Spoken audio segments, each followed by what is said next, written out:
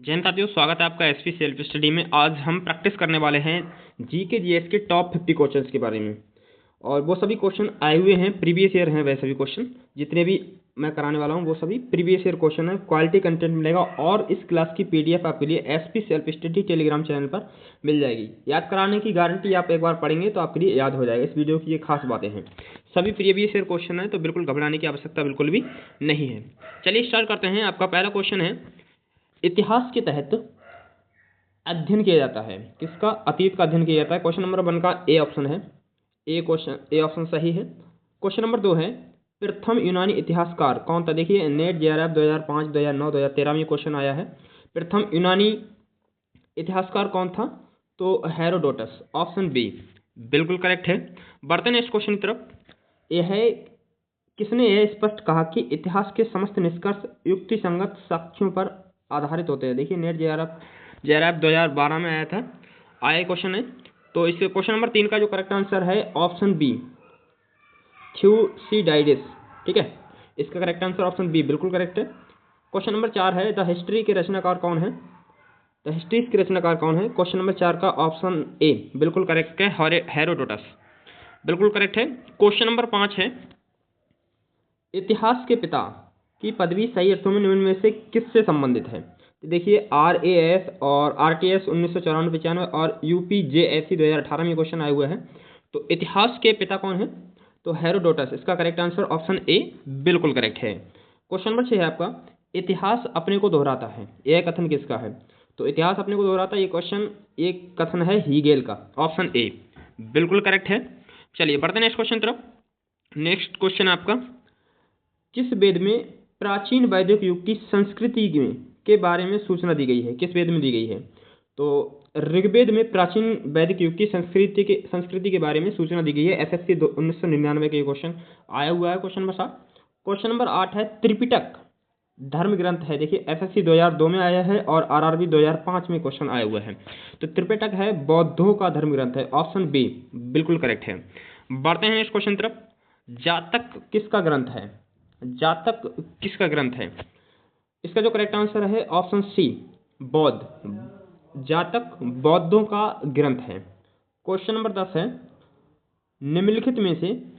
निम्नलिखित में किसकी तुलना मैकियावेली के प्रश्न से की जा सकती है? देखिए UPPCS 1994 क्वेश्चन आया हुआ है। तो क्वेश्चन नंबर 10 का जो करेक्ट आंसर है ऑप्शन बी, कौटिल्य के अर्थशास्त्र की जाती है मैकियावेली की प्रश्न की तुलना। देखिए क्वेश्चन नंबर 11 है आपका। क्वेश्चन नंबर 11, कौटिल्य के अर्थशास्त्र में किस पहलू पर प्रकाश डाला गया? देखिए BPSC 2002 में ये क्वेश्चन आया हुआ है। तो कौटिल्य के अर्थशास्त्र में राजनीतिक जीवन पर प्रकाश डाला गया है, ऑप्शन बी बिल्कुल करेक्ट है। क्वेश्चन नंबर 12 है, कलहड़ की पुस्तक का नाम क्या है? तो कलहड़ की, देखिए BPSC 2011 में क्वेश्चन आया हुआ है। तो कलहड़ की पुस्तक का नाम है राजतरंगिणी, ऑप्शन डी बिल्कुल करेक्ट है। चलिए बढ़ते हैं नेक्स्ट क्वेश्चन तरफ। अष्टाध्यायी मोस्ट इंपोर्टेंट क्वेश्चन है, JPSC 2011 में ये क्वेश्चन आया हुआ है। तो अष्टाध्यायी लिखी गई किसके द्वारा? क्वेश्चन नंबर 13 का जो करेक्ट आंसर है पढ़नी बिल्कुल करेक्ट आंसर है। अष्टाध्यायी पढ़नी के द्वारा लिखी गई है। क्वेश्चन नंबर 14 है, महाभाष्य के रचनाकार का नाम क्या है? देखिए BPSC 2011 में क्वेश्चन आया हुआ है। तो इसका 14 का जो करेक्ट आंसर है पतंजलि। महाभाष्य के रचनाकार पतंजलि है, ऑप्शन बी बिल्कुल करेक्ट है। बढ़ते नेक्स्ट क्वेश्चन तरफ। देखिए कालिदास द्वारा रचित मालविका अग्निमित्र नाटक, पूछे कि मालविका अग्निमित्र नाटक किसके द्वारा लिखा गया है? तो कालिदास के द्वारा लिखा गया है। तो नाटक का नायक कौन था? तो इसका जो नाटक का जो नायक था वह था अग्निमित्र। ठीक है, अग्निमित्र इसका करेक्ट आंसर है। कालिदास द्वारा रचित मालविका अग्निमित्र नाटक का नायक अग्निमित्र था, ऑप्शन सी बिल्कुल करेक्ट है। क्वेश्चन नंबर 16 है, हर्षचरित किसके द्वारा लिखी गई है? क्वेश्चन नंबर 16 का जो करेक्ट आंसर है बाणभट्ट, हर्षचरित बाणभट्ट के द्वारा लिखी गई। देखिए क्वेश्चन SSC 2002 में और BPSC 2005 में ये क्वेश्चन आया हुआ है। चलिए नेक्स्ट क्वेश्चन तरफ बढ़ते हैं। विक्रमांकचरित की रचनाकार का नाम क्या है? तो विक्रमांकचरित के रचनाकार का नाम है ऑप्शन नंबर ए, तो सॉरी माफी चाहूंगा, विल्हड़ ए नहीं, कलहड़ नहीं, विल्हड़, ऑप्शन बी बिल्कुल करेक्ट है। क्वेश्चन नंबर 18 है, चंद्रप्रदायी द्वारा रचित ग्रंथ का नाम है, क्या नाम है? देखिए ये क्वेश्चन आया हुआ है एसएससी 2002 में और बीपीएससी 2005 में क्वेश्चन आया हुआ है। तो चंद्रबरदाई द्वारा रचित ग्रंथ का नाम है पृथ्वीराज रासो। आप सभी को पता ही होगा, ये क्वेश्चन आया हुआ है, बहुत बार पूछा गया है। क्वेश्चन नंबर 19 है आपका। देखिए निम्नलिखित में से, ये निम्नलिखित थोड़ा गलत लिख गया है, किस विदेशी यात्री ने भारत का दौरा सबसे पहले किया था? देखिए एसएससी 2002 में ये क्वेश्चन आया हुआ है।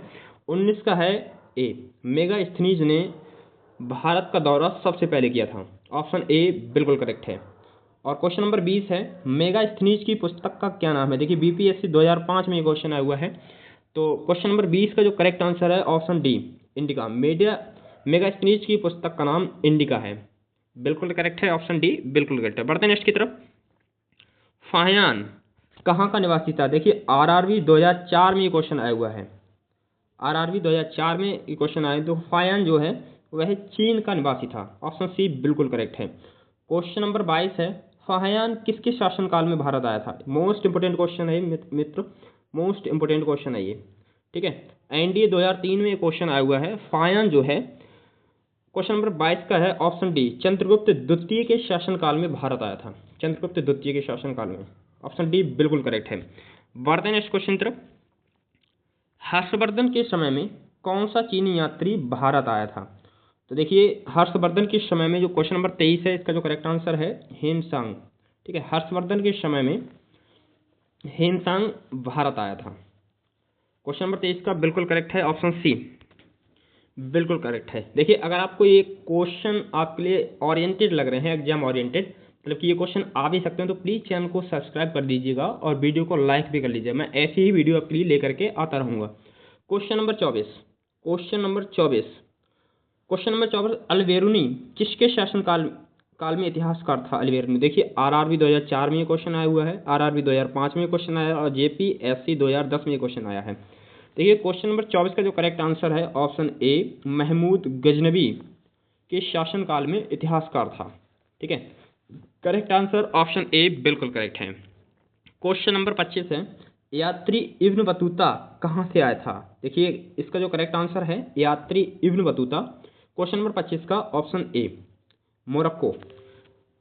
मोरक्को से भारत आया था, ठीक है। देखिए आरआरबी 2002 में, एसएससी 2001 में ये क्वेश्चन आया हुआ है, एकदम बढ़िया क्वेश्चन है। देखिए क्वेश्चन नंबर 26 है, दक्षिणी अफ्रीकी यात्री किसके शासनकाल में भारत आया था? देखिए ये क्वेश्चन जेपीएससी 2010 में आया है, आरआरबी 2005 में, आरआरबी 2004 में, ये लगातार आया क्वेश्चन ये। तो दक्षिणी अफ्रीकी किसके शासनकाल में भारत आया था? तो मोहम्मद बिन तुगलक के शासनकाल में भारत आया था, ठीक है। दक्षिण अफ्रीकी यात्री किसके शासनकाल में? मोहम्मद बिन तुगलक के शासनकाल में भारत आया, तो ऑप्शन बी बिल्कुल करेक्ट है। बढ़ते हैं नेक्स्ट की तरफ। देखिए नेक्स्ट क्वेश्चन हमारा, भारतीय पुरातत्व का जनक किसे कहा जाता है? क्वेश्चन नंबर 27, तो अलेक्जेंडर कनिंघम को भारतीय पुरातत्व का जनक कहा जाता है। तो एमपीपीएससी 2017 में क्वेश्चन आया हुआ है, मोस्ट इंपोर्टेंट क्वेश्चन है, इसे याद रखिए, आपके भी एग्जाम में आ सकता है। देखिए क्वेश्चन नंबर 28 यहाँ पे निम्नलिखित गलत लिख गया है, निम्नलिखित विद्वानों में हड़प्पा सभ्यता का सर्वप्रथम खोजकर्ता कौन था? तो इसका जो करेक्ट आंसर है क्वेश्चन नंबर 28 का है दयाराम साहनी हड़प्पा सभ्यता के सर्वप्रथम खोजकर्ता थे, ठीक है। ऑप्शन डी बिल्कुल करेक्ट है। बढ़ते हैं इस क्वेश्चन तरफ। देखिए 28 का क्या हो जाएगा? 28 का डी बिल्कुल करेक्ट है। देखिए 29 का करेक्ट आंसर हो जाएगा, हड़प्पा सभ्यता की खोज किस वर्ष में हुई थी? एमपीपीएससी 2017 में क्वेश्चन आया हुआ है और बाकी एग्जाम में भी, काफ़ी सारे एग्जाम में ये भी क्वेश्चन आया हुआ है, ठीक है। तो हड़प्पा सभ्यता की खोज जो है किस में हुई थी? क्वेश्चन नंबर 29 का है ऑप्शन बी, 1921 में हड़प्पा सभ्यता की खोज हुई थी। BBI question, BBI correct answer है बिल्कुल। चलिए क्वेश्चन नंबर 30 है, सिंधु घाटी सभ्यता की खोज निकालने में जिन दो भारतीयों का नाम जुड़ा है वे कौन हैं? ऑप्शन ए है sir John Marshall, option B है आर.डी. बनर्जी, ऑप्शन सी है उपयुक्त दोनों या इनमें से कोई नहीं।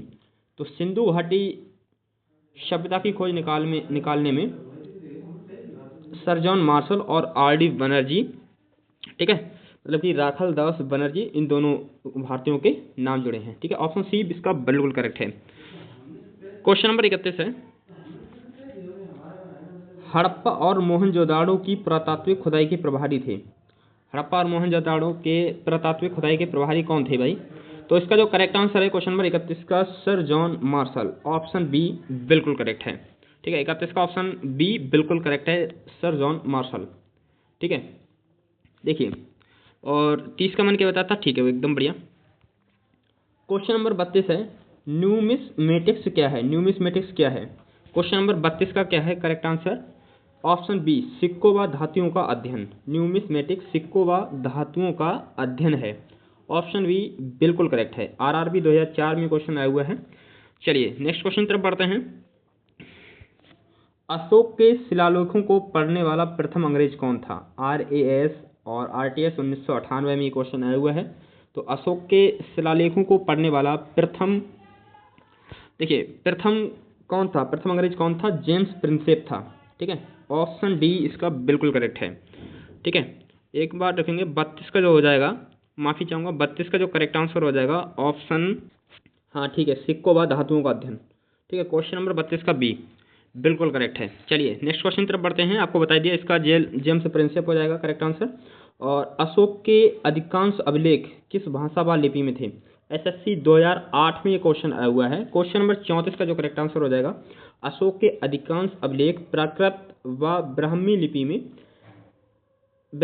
में थे। अशोक के अधिकांश जो अभिलेख थे, ठीक है, अभिलेख मतलब कि पत्थर पर जो लिखे हुए लेख होते हैं वही। ऑप्शन ए बिल्कुल करेक्ट है 34 का। चलिए नेक्स्ट क्वेश्चन तरफ बढ़ते हैं।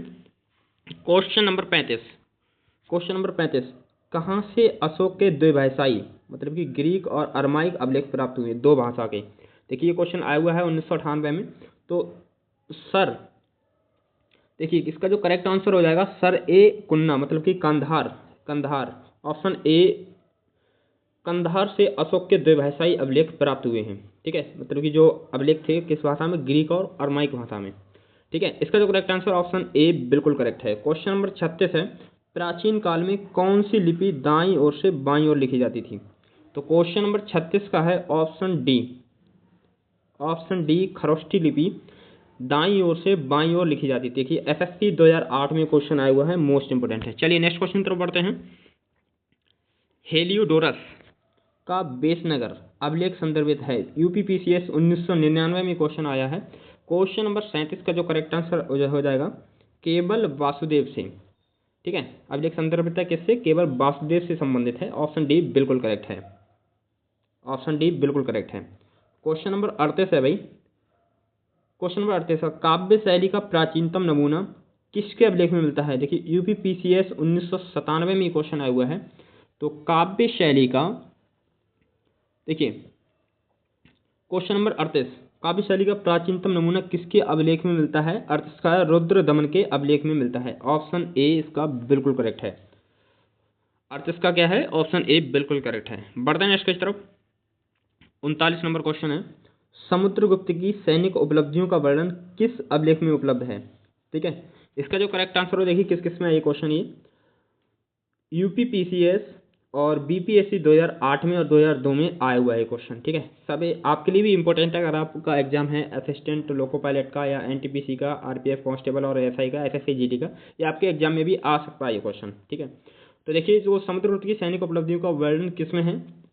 तो 39 का जो करेक्ट आंसर हो जाएगा ऑप्शन डी प्रयाग के। ठीक है, प्रयाग अभिलेख में है, उपलब्ध है। ऑप्शन डी बिल्कुल करेक्ट है। क्वेश्चन नंबर 40 है आपका, प्रयाग प्रशस्ति अभिलेख का लेख हर्षेल किस शासक का दरबारी कवि था? अभिलेख का जो लेखक था हर्षेल। प्रयाग प्रशस्ति अभिलेख का जो लेखक कौन है? पूछे कि प्रयाग प्रशस्ति अभिलेख के लेखक कौन है, तो कौन है भाई? वह है हर्षेल। ये किस शासक का दरबारी कवि था? मोस्ट इंपोर्टेंट क्वेश्चन है, आपकी परीक्षा में आ सकता है। तो क्वेश्चन नंबर 40 का है समुद्रगुप्त। ठीक है, समुद्रगुप्त शासक का दरबारी कवि था। जो प्रयाग प्रशस्ति अभिलेख के लेखक हर्षेल, समुद्रगुप्त जो शासक था वहां का दरबारी कवि था। ऑप्शन ए बिल्कुल करेक्ट है, समुद्रगुप्त। चलिए नेक्स्ट क्वेश्चन तरफ पढ़ते हैं। मेहरौली मतलब कि जो दिल्ली में स्थित लौह स्तंभ का निर्माण किस सदी में हुआ था? NDA 1998 में क्वेश्चन आया हुआ है। तो ये क्वेश्चन नंबर 41 का है, चतुर्थ सदी में लौह स्तंभ का निर्माण हुआ था। ठीक है, देखिए क्वेश्चन नंबर 42 है, दिल्ली के मेहरौली के कुब्बत उल इस्लाम मस्जिद के प्रांगण में स्थित प्रसिद्ध लौह स्तंभ किसकी स्मृति में है। देखिए यूपीपीसीएस 2002 में क्वेश्चन आया हुआ है। तो क्वेश्चन नंबर 42 का जो करेक्ट आंसर हो जाएगा चंद्रगुप्त द्वितीय। दिल्ली के मेहरौली के कुब्बत उल इस्लाम मस्जिद के प्रांगण में स्थित लौह स्तंभ चंद्रगुप्त द्वितीय की स्मृति में है। ऑप्शन बी इसका बिल्कुल करेक्ट है। ठीक है, चलिए नेक्स्ट क्वेश्चन तरफ बढ़ते हैं। क्वेश्चन नंबर 43, सती प्रथा का पहला पुरातात्विक उल्लेख कहाँ मिलता है। एसएससी 2001 में क्वेश्चन आया हुआ है। तो सती प्रथा का बताइए, इसका जो करेक्ट आंसर हो जाएगा 43 का एरड़ अभिलेख से। ठीक है, कहाँ से, एरड़ अभिलेख से मिलता है। क्वेश्चन नंबर 43 का सी बिल्कुल करेक्ट है। क्वेश्चन नंबर 44 है, एरड़ अभिलेख का संबंध किस शासक से है। देखिए आरआरबी 2005 में क्वेश्चन आया हुआ है। तो क्वेश्चन नंबर 44 का है डी, भानुगुप्त। एरड़ अभिलेख का संबंध भानुगुप्त जो शासक था उसी से है एरड़ अभिलेख। ठीक है, ऑप्शन डी इसका बिल्कुल करेक्ट है मित्र। यदि आपको ये वीडियो अच्छी लग रही हो, मतलब कि मैं सही क्वालिटी कंटेंट करा रहा हूँ, तो प्लीज़ चैनल को सब्सक्राइब कर लीजिएगा और वीडियो को लाइक भी कर दीजिएगा और कमेंट कीजिएगा आपके क्या ऐसे क्वेश्चन और पसंद है आपके लिए। क्वेश्चन नंबर डी बिल्कुल करेक्ट है। चलिए नेक्स्ट क्वेश्चन तरफ बढ़ते हैं। क्वेश्चन नंबर 45, ऐहोल प्रशस्ति के रचयिता रवि कीर्ति किस चालुक्य शासक का दरबारी कवि था। देखिए एसएससी सीजीएल 2015 में क्वेश्चन आया हुआ है। तो क्वेश्चन नंबर 45 का है ऑप्शन बी, पुलकेशिन द्वितीय। पुलकेशिन द्वितीय शासक का दरबारी कवि था कौन, रवि कीर्ति। रवि कीर्ति जो था पुलकेशिन द्वितीय का दरबारी कवि था। क्वेश्चन नंबर 46 है आपका, कवि कालिदास के नाम का उल्लेख किस लेख में हुआ है। यूपीएससी 1994 में क्वेश्चन आया हुआ है, कवि कालिदास के नाम का उल्लेख किस लेख में हुआ है। तो क्वेश्चन नंबर 46 का है ऐहोल के उत्कीर्ण लेख में। ऑप्शन बी बिल्कुल करेक्ट है। ऑप्शन बी इसका बिल्कुल करेक्ट है। बढ़ते हैं नेक्स्ट क्वेश्चन तरफ। ये देखिए एसएससी सीजीएल 2015 में क्वेश्चन आया हुआ है, भारत में सिक्कों का प्रचलन कब आरंभ हुआ। क्योंकि ये भारत में सिक्कों का प्रचलन 600 ईसा पूर्व में हुआ। ठीक है, सिक्कों का प्रचलन भारत में।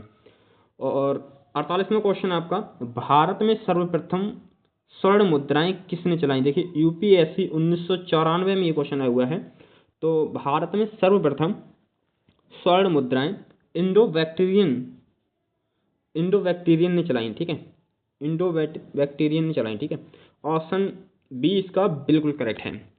चलिए नेक्स्ट क्वेश्चन तरफ बढ़ते हैं। निम्नलिखित में से किसने सोने के सर्वाधिक सिक्के जारी किए। देखिए एसएससी सीजीएल 2015 में क्वेश्चन आया हुआ है। ठीक है, 2015 में सोने के सर्वाधिक सिक्के किसने चलाए, सिक्के जारी किए थे। तो इसका जो करेक्ट आंसर हो जाएगा ऑप्शन ए, कुषाण। सोने के सर्वाधिक सिक्के जारी किए कुषाण ने। ऑप्शन ए इसका बिल्कुल करेक्ट है। चलिए क्वेश्चन नंबर 50 है, निम्नलिखित में से किसने बड़े पैमाने पर स्वर्ण मुद्राएं चलाई थी। इसका जो करेक्ट आंसर है वो आपके लिए कमेंट बॉक्स में देना है। तो इसका जो कमेंट बॉक्स में इसके लिए जवाब देना है। चलिए मिलता हूँ मैं नेक्स्ट वीडियो में, तब तक के लिए बाय। जय हिंद, जय भारत।